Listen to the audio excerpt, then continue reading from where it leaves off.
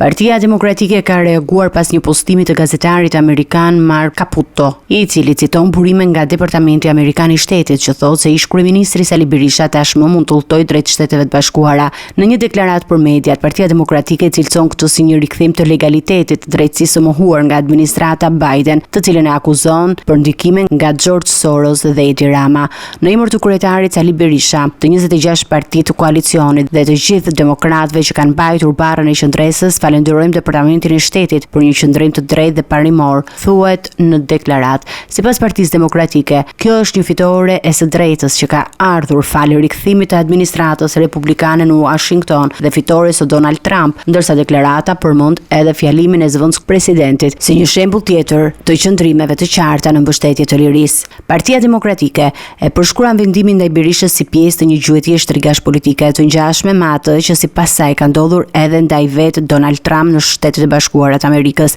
Sekretari republikan James Baker tha se në sheshin Skënderbej 34 vite më parë liria funksionon dhe ajo funksionon edhe sot, përmbyllet deklarata e Partisë Demokratike.